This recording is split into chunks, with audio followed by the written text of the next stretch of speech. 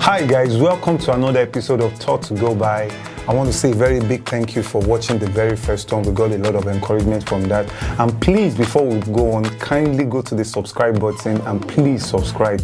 You know, that will definitely encourage us to continue. Now, we need to get down to the business of the day. The last time we spoke about a need, that creativity starts from a need. We dwelt so much on why you need to create something that will actually satisfy a need so that you don't get frustrated at what you have created is not being patronized. Now, after a need, the next thing that comes to mind is an idea.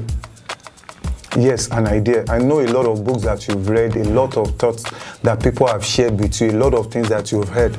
Normally we tell you that creativity starts from an idea.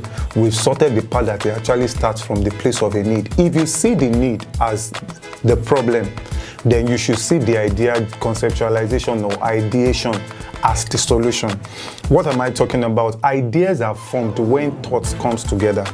You know, there is a problem, you are looking for, okay, this is the problem, what is the solution?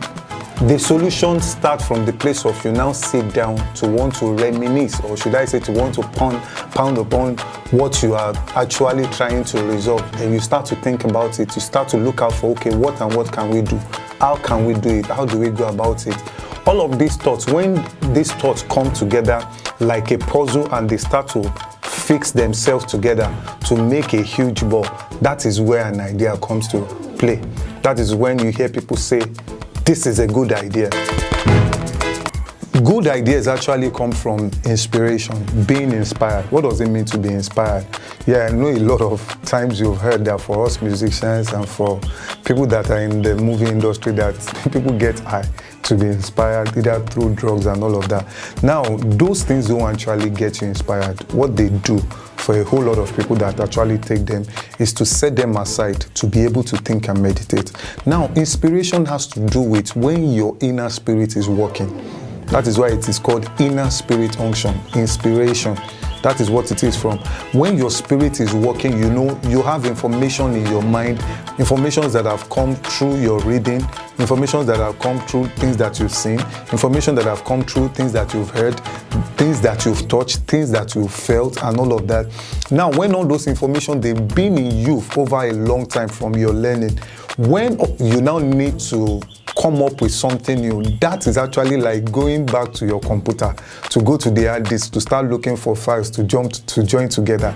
That is what inspiration is. When you are able to come up with new thoughts from things that already exist in your mind, that is inspiration. People don't just get inspired by thinking that I will take a particular thing and it will just bring inspiration. No, inspiration has to do with the quality of the things that you have put in your mind over time, quality of thoughts, quality of things that you've listened to, the quality of whatever that you've surrounded yourself with. That is why people say a lot of times that I get inspired by my environment. They are inspired by those environments because they see things, they see poverty, they see riches, they see love. Whatever you see, whatever you hear, whatever you feel, whatever you touch, whatever that comes into your mind, those are the things that eventually form the new thoughts, which you will now be saying, I was inspired to write a song about so and so. I was inspired to write this particular story here and there. A lot of times we get it all mixed up by thinking it is only when I need to sit down to do stuff that I need to be inspired. It doesn't have to start from there.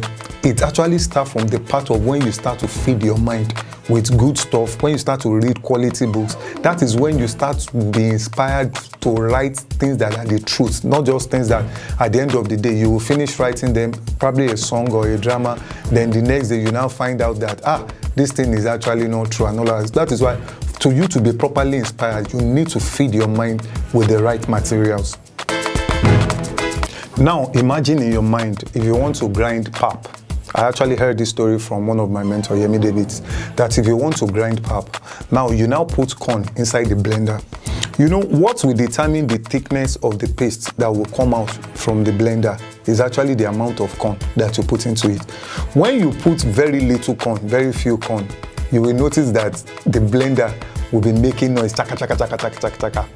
and the paste that will be coming out will be scattering. It will be very, very, very small, and it will not be as thick as you want it to be. But when you put so much corn into the blender, the noise is lesser, not just lesser.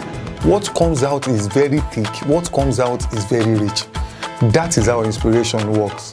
What you put into your mind, the quality of what you put into your mind will determine the quality of the output. Just look at the things that you put into your mind, like those corn that you are putting into the blender.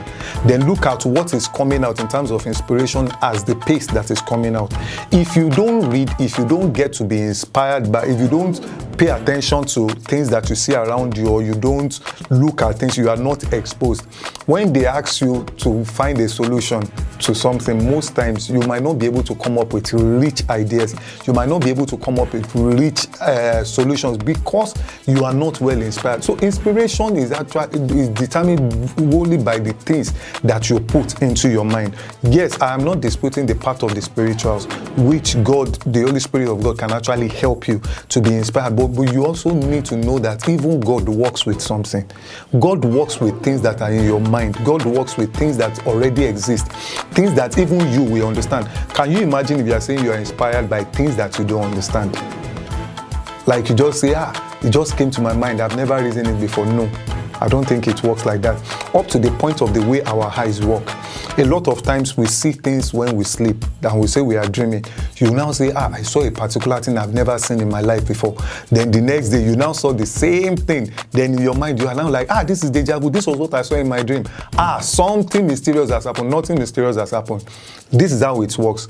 Your eyes picks a whole lot of things beyond what you are conscious of. The ones that you remember are the ones you are conscious about. If I'm standing in front of you and I'm talking to you, I will be conscious of the fact that I'm talking to you. But believe me, most times you are not conscious of the shirt the person is wearing, and you are not conscious of the people that are passing by. You are not conscious of the cars that are passing by. But unfortunately, your eyes actually pick all of those things and replay them back when you sleep, and replay them back when you get to think. So you need to be careful the things you say, the things you hear, the things you touch, the things that you feel, and all of that. So you understand that the inspiration works with the quality of what comes into you, will also determine the quality of what goes out of you. Remember this, guys, your thoughts form things. Your thoughts form things. This is where I'm going to stop on this particular episode. Till the next episode, please kindly go to the subscribe button and subscribe.